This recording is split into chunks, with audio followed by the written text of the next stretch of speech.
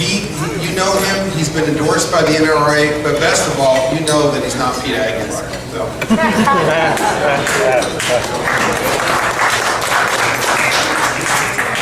What you may not know is that Obama and his liberal allies need just 17 seats to flip the U.S. House back so they will have free run and higher taxes, more Obamacare, European-style social welfare, and all those Pareto rules that come with the Obama administration.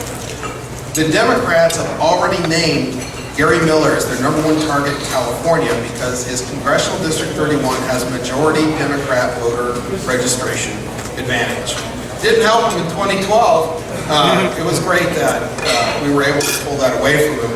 But according to George Alfano from the Redlands Democrats, he admitted in a column, kind of a mea culpa, a few months ago, that he said the Democrats have nobody to blame but themselves for allowing Gary Miller to win Congressional District 31 and Mike Morrell to win Assembly District 40. Basically, he admitted, my words not his, that they sucked locally in 2012. And that they're not going to suck that bad again in 2014. So what this comes down to us, an important kudo to us all, is the Redlands Tea Party played a significant role in 2012.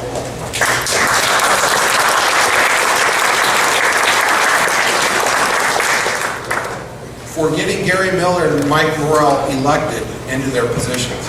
We've done our market night, we've been to gun shows, we've done voter registration, we've done the events with KTE, we've done the meetings, the events. But one of the most important is we knocked on 8,300 doors in Redlands in 2012.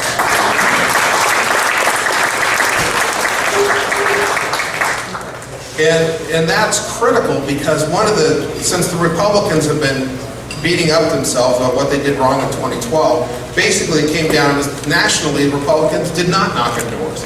Well, we did that locally and look at our results. Yep.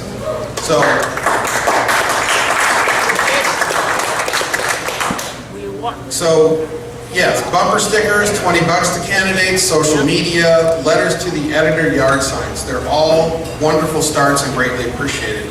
But the Democrats realized they screwed up locally and they're not going to let it happen again. So in 2014, starting now, we're going to have to start talking to neighbors, start bringing people to the polls, start persuading people. We need to weigh in to the low income, all of us now, so the low informed and low motivated voter to get them to vote for the right side. So, and political reality is, the Democrats have like a 7-point advantage in this district now, and with the trends within the vote in the Inland Empire, if we lose those seats of Gary Miller and Mike Morrell, we may never get them back. So politically, we have to go to the red parts in 2014 to keep our conservatives in there. So we're going to have some paper and pencil going around for a question, and we'll have some question and answer sessions. I know illegal immigration is on a lot of your minds, and we're going to have that in the question and answer. Gary?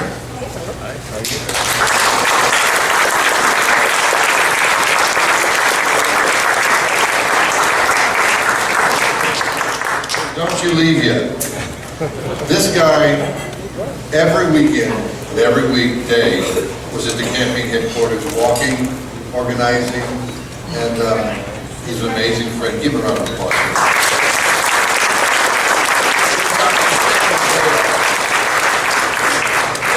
Where's Sam and Bay at? Every day you would see them. I think he walked 2,000 doors himself. And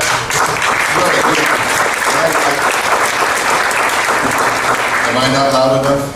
There you go. Okay, is that loud enough now? Yes. But I want to thank you. You made one mistake. I'm #1 target in the nation.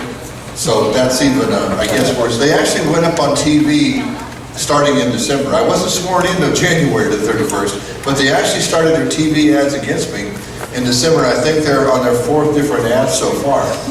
But we have a real chance. A guy named Paul Leon's going to be here later, and I've known Paul since I was first elected to Congress in 1998. He was on the City Council of the City of Ontario, and Gary Ovitt was the mayor at that point in time. I had the honor of representing Ontario for the first 4 years in Congress. And we really had an opportunity in the primary, if he would have had more support, to really pull something off. And he's really fighting very hard. He's probably being outspent 4 or 5 to 1. Is that probably fair at this point in time? But he's a good Republican candidate. He's conservative. He's somebody we need to get behind. And I know what you did for me in Redlands area. In fact, your mayor, I beat him by 20% in the primary in his own town. Some people, you might think, well, is that normal? Well, a lot of people didn't know me in Redlands when I first started, and he was their mayor. And when it was over in the primary, he lost by 20% to me in the primary, and thus he was not in the general. But I really have to thank all of you and your efforts and your dedication and your organization. I really love coming out here because every time I come here, the room is full, even the bar is full. People in the bar. Watch how much you're drinking over there, so keep an eye on the side. But you've really been great friends. And I can't praise you enough for what you've done, the organization you have put together, and the dedication. We had some mom and dads coming out there with their kids on weekends walking and going door to door. And these young people were in high school, they were excited about what they were involved in and what they saw as their future. And they felt for the first time in their life they're actually playing a part in their political future in this country. And if we don't start fighting for what we believe in, others are going to fight against us and win. And we can't sit back any longer and say, does it matter that everybody wants to tax us to death? Yes, it matters. Does it matter that the government wants to regulate us to death? Yes, it matters. And if we don't stand up as a group and an organization and as Americans and say, we've had enough. I mean, we've gone through this with President Obama on the tax cuts. Since he's been in office, he kept threatening over and over, every time we wanted something, we're going to let the Bush tax cuts expire. And he actually did. And the sad thing about it was when they expired, taxes went up on everybody. Now, we tried to send bill after bill to the president to have him come along with what we thought was reasonable, and we couldn't get the votes to do it. We even tried to come in with a bill that said, if you make up to $1 million, you have a tax cut. Anything above $1 million, you won't. And you couldn't get 218 votes on the floor to do that. When the tax cuts finally expired, we were stuck in a situation. But there was an opportunity we'd never had before either. We could say, can we save 99% of the people? And can we make their tax cuts permanent? Now, we've done one thing that's never been done. You always had the Byrd rule that said when you have cut taxes, there's a limit on it, and past the point in time, it goes away, taxes go back up. The deal that was cut said capital gains, the taxes that are in place today, go on to perpetuity until Congress comes in and raises them in the future. And you notice what the president's done. He keeps saying he needs additional revenue. It made very clear to him he's not getting additional revenue. The taxes, as far as we're concerned, are off the table. He got more than he should have got. We think we were right at the beginning. We should have got what we believed in, what Bush believed in. But when he let them expire, the problem with that was everybody's taxes went up on one day. And when you look at that, in 2001, 2003, we took about 6.5 million families off the tax rolls. We allowed you to write off more of your cost of your child for education. All of that went away. All that went away. The death tax went back to the old levels. The deal that was cut, husband and wife can write off $10 million before you pay a dime in the state tax. We've never had that. Is it enough? It's not enough. But it's a start we've taken and headed towards that the president cannot continue this year, he's going to try it again, to hold over our heads saying, if you don't agree with some of these issues, we're going to make sure that taxes go up for the American people. Now, I believe in my heart he wanted it to go up because the bulk of the revenue comes from the middle class, believe it or not. If everybody's taxes went up, more revenue went to the federal government. We all lost in that issue. Everybody lost. Now, I wish we could have won because I thought we were right. We believe everybody deserved the tax cuts that they had benefited from before. But when we were left with the argument of everybody's taxes went up, I don't believe the Senate ever cared if they passed the tax cut again. They were hoping we would not cut a deal to make sure that people's taxes were dropped again. They lost on that. But Reed's not satisfied. You watch what they're doing. If you watch Sacramento, it's scary. Because I've never seen, it's like I won't say drunken sailors because I respect them. It's like they're out of control. I think I was the only chairman of the budget committee that's Republican in the last 70 years. And it was the first year we implemented class size reduction. And we fully funded it. ran the state of California and had a $329 million surplus. And you say, if you could do it then, why can't you do it now? But if you look what they've done, every time they turn around, it's more mandate regulations, and the environmental quality they're looking at is that we have a bubble over California. And none of the air quality goes out of California or comes in California. And the people paying for this are people who own businesses. And if the business people are paying, the people they work for are paying. And you need to organize, unlike I believe you ever have before. When they say they want to take the majority back in the House, if they can get the majority back in the House and they have a majority in the Senate, the president can get his agenda accomplished without any problem. The only thing keeping him from doing that today is the House of Representatives. We still have a majority. We have some great conservatives. Tom McClintock's a good friend of mine. He fights the fight. He does what's right. He doesn't care what you think of him. He really doesn't. He actually cracks me up sometimes because he can give a fling what anybody says, as long as he fights for what he believes is right. And he's lived in districts that are Democrat districts. Now, my district right now has about a 5 to 6 point Democrat advantage. And when I first started running for it, they kept saying, this is a Democrat district, a Republican cannot win here. And you proved that to be wrong, because you came out and we fought. We didn't win everyone we wanted to win. We lost some good people out there. But by and large, we still kept the majority. We lost Republicans in California. And you say to yourself, how many more are we willing to lose? You can only lump Republicans together in so many areas and still have at least a vote in California. But we've got a chance right now to eliminate the super minority concept in the Senate of California. We've got a chance to go out and walk and help Paul. Now, I'm in Congress, you're saying, why do I care? Because I live in California. I care a lot. And I care what they're doing to us in the state. Because if you look at it, it's about 250,000 people leaving this state every year. And it's increasing. Because people are seeing the writing on the wall. Somebody's going to get stuck to the bill down the road. And the people are going to other states because they're not going to pay for it.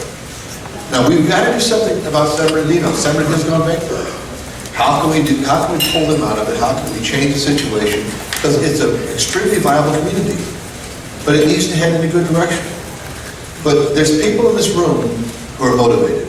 There's people in this room who understand what this country needs, what made this country great, and what can make it great again. And if we stand as an organization in the body of Americans, and I'm not going to say just Tea Parties or liberals or conservatives, I'm going to say as Americans, get together. And we say, look at what is wrong. And it doesn't take somebody with 10-10 vision to see what's wrong, just look around. I mean, it doesn't take brain surgery to realize that we're in serious trouble. If you like what's going on in Europe, we're going to see it here if we don't continue, if we don't change. We can't continue to run trillion-dollar deficits every year. And it's going to get worse. This year we'll have less than $1 trillion deficit. But a lot of us, maybe we're retiring. When we do, we go on Social Security, Medicare, we aren't paying the taxes we used to pay when we work, and the government's going to have to pay for it. Plus all the debt we've driven up, we're going to have to pay the interest on that debt.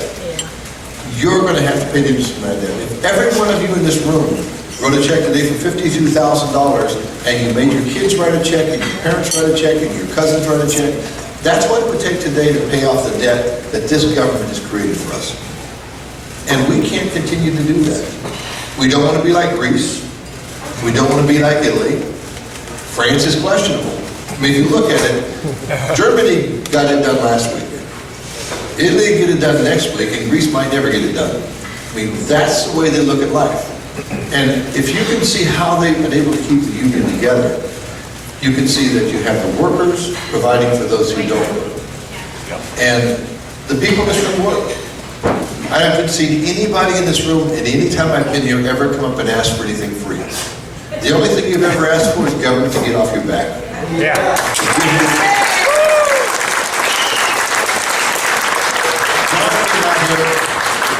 And every weekend at San Marcos, they walked. They didn't ask for one thing. They said, how can I help? And you saw John up here, he has agreements with the mayor, but he told you what it was. He was specific. When we're paying $1,800 for a lock for a restroom, there's something wrong.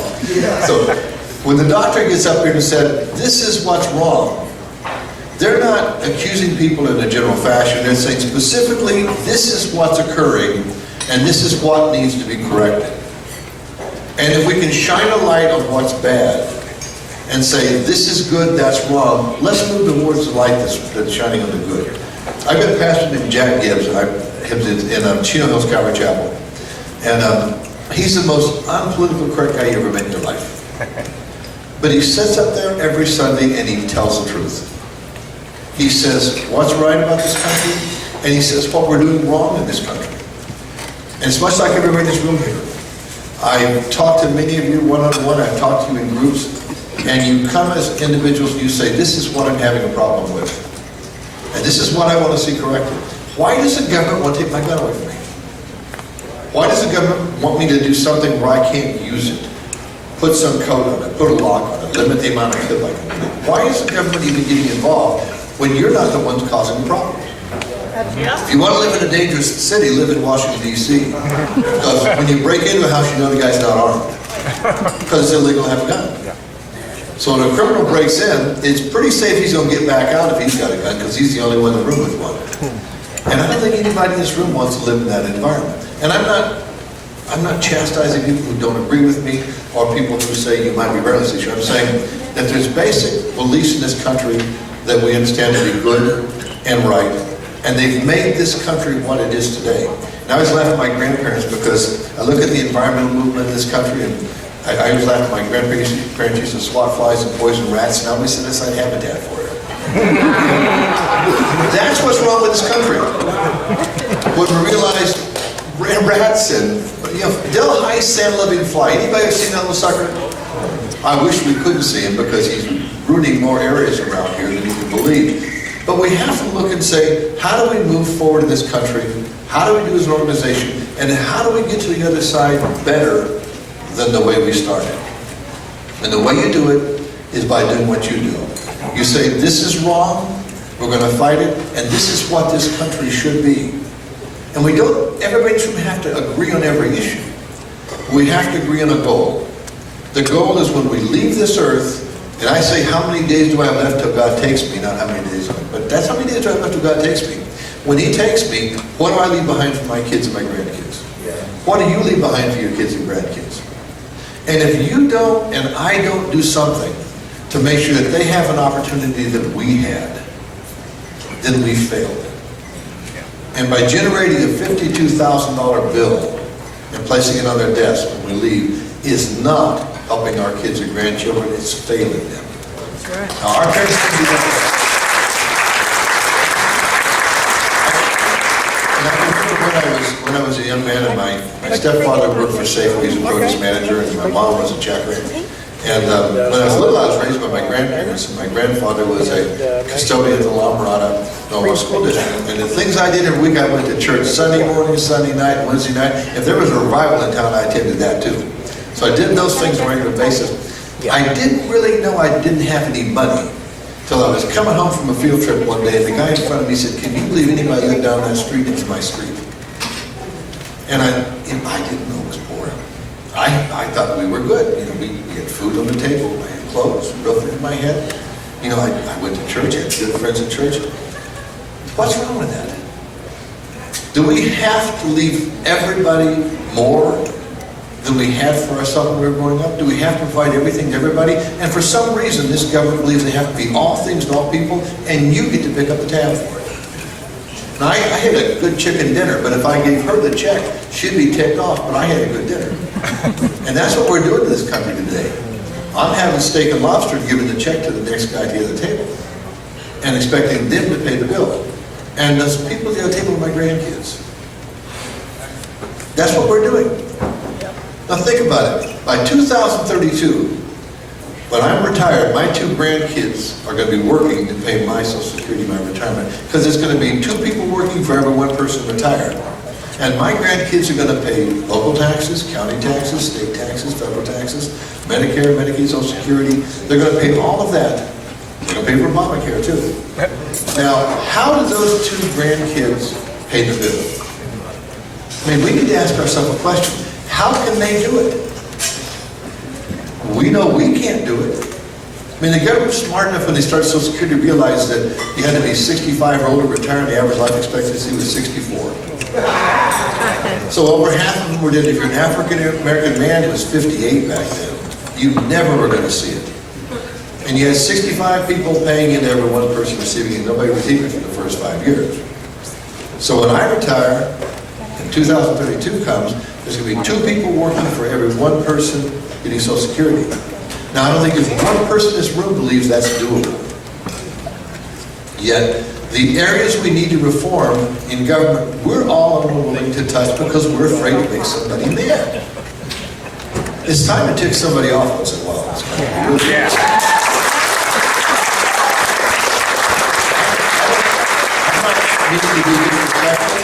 I'm not meaning to be rude. I'm saying that there's a reality coming, and we all can see it. And are any of us willing to do something about it? And if we don't do something about it, there's a disaster approaching, and you can see the light at the end of the tunnel. And it's not going to be pretty when it gets there. So we have to change directions in this country. I should be responsible for me. I'm my obligation. I'm my responsibility. When I had children, I didn't ask somebody else to raise them. I said I would bring children into this world because God blessed me. And I'm responsible to feed them, take care of them, educate them, and provide for them. Not you. And for some reason, there's people in this world that believe when they bring children into the world, it's your responsibility to take care of them, not theirs. And I don't mean to offend you again, but people have to start being responsible for themselves and not looking to others to take care of it for them.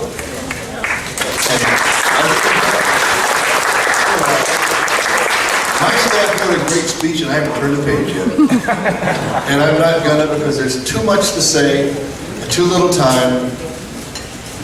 We live in the greatest country in the world. You know, and our parents and our grandparents helped make it what it is for us to enjoy today. And if we don't start looking at life the same way they did, I mean, my grandparents didn't have anything, but when they died, they had enough money in the bank account to bury themselves. Yeah. And they didn't have much money. But they were not going to leave this world and leave the obligation to bury themselves to anybody else but themselves, because they felt responsible for themselves. Now, I can't sit there and say, when I die, the government's going to bury me. What kind of an American do that? We need to be responsible for ourselves. And if we're doing that, and we show other people how to do the same thing, this country has a chance. But if we have an administration and leadership that says we need to be all things to all people and have somebody else pay the bill, we're going to end up in an awful situation. And I think everybody in this room realizes that. I think that's why you're here. You're saying, we look at what society's creating around us, how they're manipulating the system, and I don't like it. I don't like my kids having to go to school and listen to stuff they listen to. I don't like the propaganda being preached to them. And my grandkids complain about going to church every Sunday, but they're going to church every Sunday. I'm sorry. They might not like it, but they're going to be there. And when they're old enough, they're going to do like I did with my grandfather, look back and think, I'm sure glad he took me. Because I learned more not knowing what I was being taught than I ever realized until I grew up. And my granddad was a real quiet man. But in his quietness, he spoke more to me than people who blabber all day long, because I saw what he did. He took care of himself, he provided for his family, and he never complained.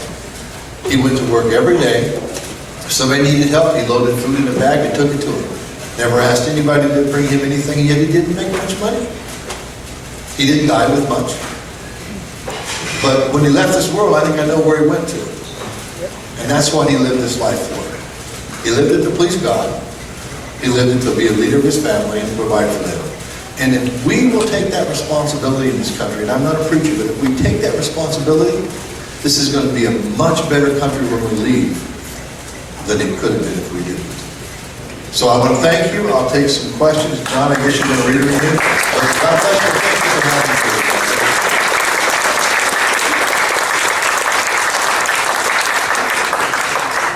Thank you, Congressman. By the way, we're up to $850 for our Breitbart program. And also we're going to pass the tea kettle around coming up. Go ahead and pass that around. Yep. All right, so we got several questions. Got about 15 minutes. First one, and let me sort through it. It's a two-part question. Do you agree about amnesty, citizenship for illegal immigrants, and will you support or oppose amnesty? The proposal that many are talking about coming up with Senate is about 14 pages, and it doesn't say anything. First of all, if you're going to talk about any reforms, anything, you have to, first of all, start with closing the borders. Period. Yeah. If you can't protect the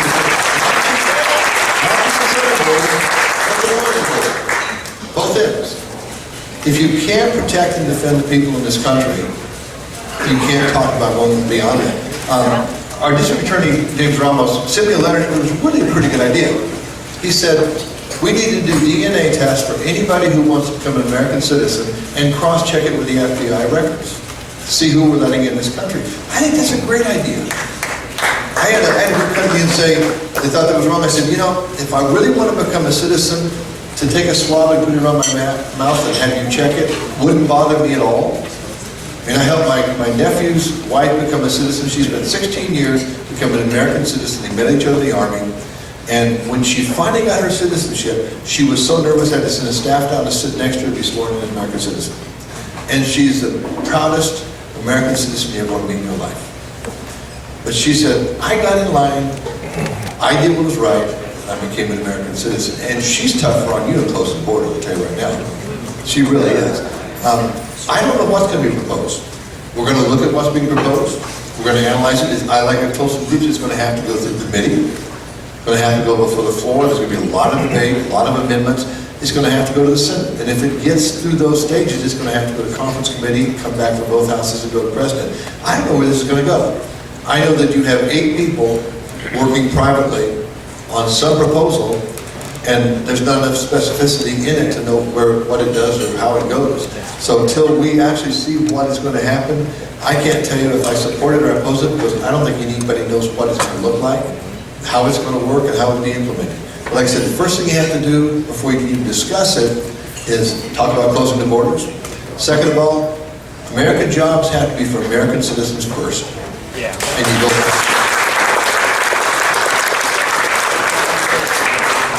Thank you, Congressman. Can you explain your recent vote on the CR, or the continuing resolution? Yeah, the CR we passed, sequestration was implemented in it, so we actually reduced the spending levels. We were taking the old spending levels, not the new ones they want to, and all we were doing was continuing those old spending levels, which were far less than everybody's proposing for the new ones, and implementing that, plus implementing sequestration. The problem I had with that, we probably sent 2 bills to the Senate on sequestration. We said, these cuts can be implemented in a way that won't impact the American citizens at all. In fact, you would never see it. But that's not what the administration wants. We even allowed the administration to be able to take the sequestration dollars himself and implement them where he wanted to. He didn't want to do that.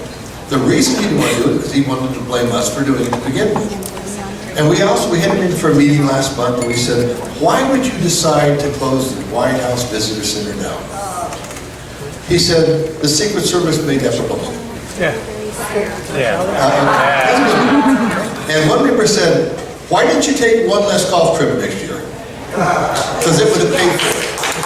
And all the costs of allowing the American people to go through their home that he happens to live in. And I have a lot of people that go back to Washington, and probably the #1 thing they want to do, they want to tour the Capitol, but they'd like to go see the White House.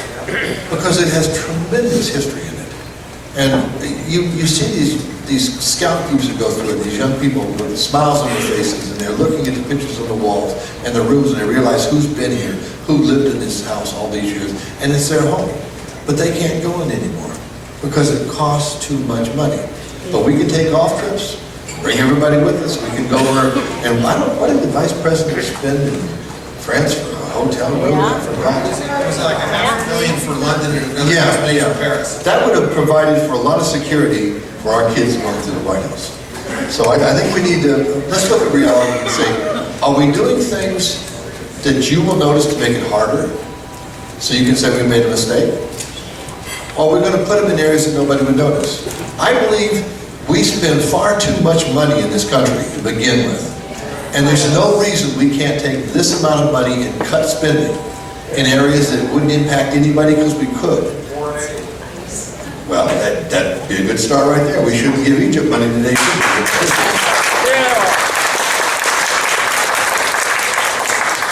Oh, by the way, because of Salmon Bay, we have our link on our homepage where you can watch the video of this, so we appreciate it. And Mike Morrell Centerpiece, my good buddies at the outfit, just showed up. Good to have you late, Mike. It's in your spot here. And we go to church together, I can come all I want. Will you push for an interview with the Benghazi survivors? We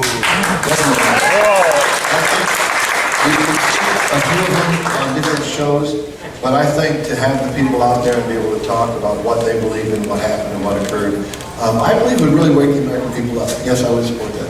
Okay.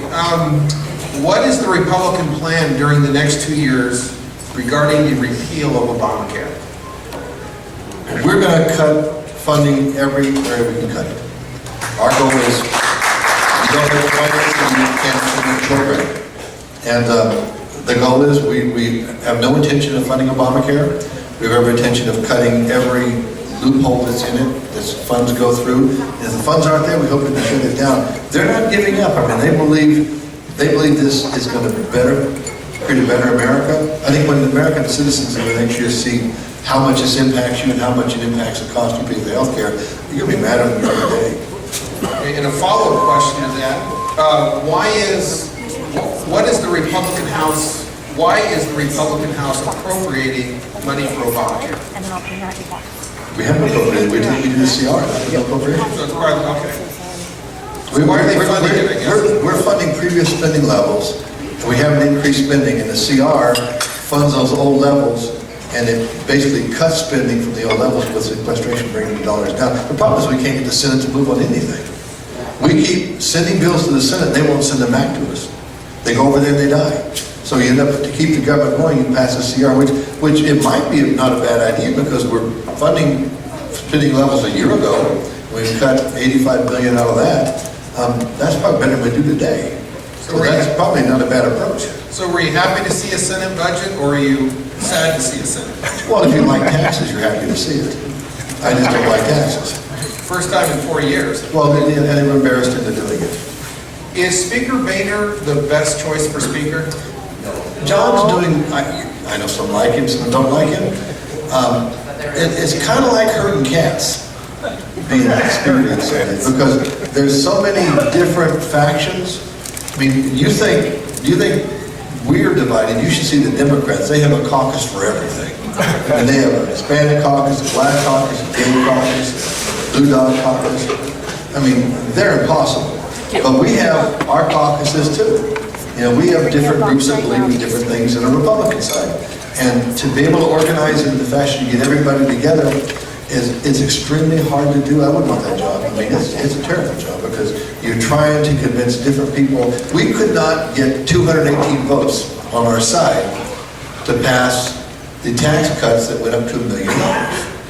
Because some people said, no, they should go to $25 million. So when you're trying to get enough votes together to do something, sometimes it's hard to gather those votes. We've had times where you couldn't put 218 votes on the floor. And as a follow-up to that, why did you vote for John Boehner as Speaker of the House? I voted for John because in the past I've watched what John's done. John's not a big spending guy. People I know they say he is, but he's not. He's gone in and tried to cut spending on areas and got a lot of flack from other members. We realize that what we're trying to do has to be done in the House with Republican votes only. Because the Democrats are not going to vote with us. They want us to fail. So if you see the times the Republicans have taken the bill to the floor and it's not passed, it's intentional on their part. Because the more they can create division on our side and cause us to fail, the better off they think they are, the more organized they are. And to a degree, that's probably reasonable, because the more stress you can cause for Boehner, and you can prove that he can't get his job done by getting votes on the floor, you weaken him as a speaker. So you got to be careful. Do you want to weaken the Republicans at the expense of management? Well, I appreciate what you said, that we're already weak. I will say that there's 240-some different opinions. And that's hard. If we took a vote in this room, but how many people in this room? A lot. Let's say there's 200 people in this room. If we debated one issue, we'd probably have 200 different opinions on that issue. At some point. No, I think we all are individuals, and everybody has some form of an opinion. I think it happens. It's tough. Is he as orange in person as he looks on TV? He's well tanned. For out of the Midwest, he has a pretty good suntan. And just my question, how hard is it to keep the Republicans together and yet still deal? Because he's the man in the middle, right? I mean, how tough is his job, to be fair? Well, there's a group of us out there that are very conservative, and we vote very conservative on certain issues. And there's a group out there that's not quite as conservative as us that don't necessarily vote with us on some issues. So when you have that occur, and you know you can't look to the Democrats for votes, it can make it very difficult sometimes to get things passed. And we had, like on our budgets, the Ryan budget, we got enough to pass the Ryan budget out, but it was not with the Democrat vote. It was totally the Republican vote, because you can't. Their goal is to have us fail. And if they fail, we fail, they believe they win. Not to govern, but to fail.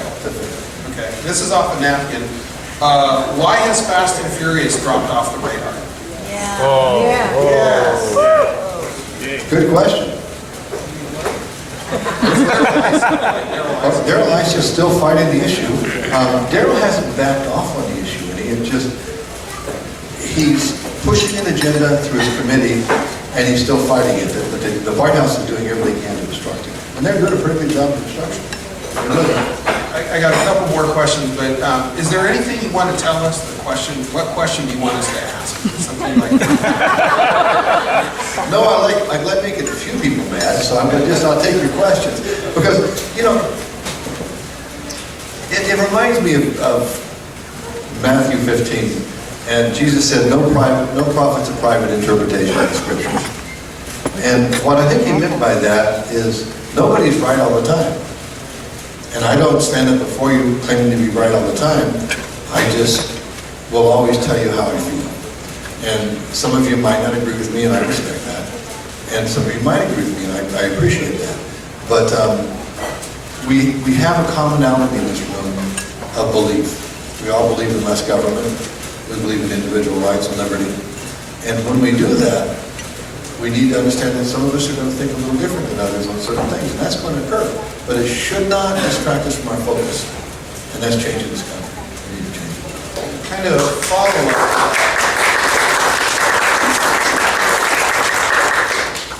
How do we win the larger struggle for American values versus leftist values? Well, reading the Bible doesn't hurt. That's probably a pretty good start right there. And if you read a little bit and add some common sense to it, pretty easy to determine what direction we're going to go. If you just, like my grandson tonight, he says, Grandpa, I understand more when I read than when I listen to you read, so I let him read Ephesians 3. And I sat back in the bed and listened to him, and I said, did you learn any more? And he said, yes. I said, well, so did I. You can read. So, that's something we do every night. I think is really great. And I think Mike's coming up, but I want to thank you again. I appreciate the Tea Party Patriots. I appreciate what you do. And like I said, no prophet's a private interpretation of the Scriptures, and I'm definitely not. All I can do is try to interpret things the best way I can, the best way I see them, and the best way I believe that would benefit this country. And I try to do that. And sometimes I might be right in my mind, sometimes I might be wrong in somebody else's. But if we agree to one thing, that let's try to be united, let's try to be organized, and let's try to leave a better country behind when we leave. And thank God will bless all of us. And last question, how important is it to attend the April 15th Tax Day rally for Redlands? Don't be shy. I believe it's un-American if you don't.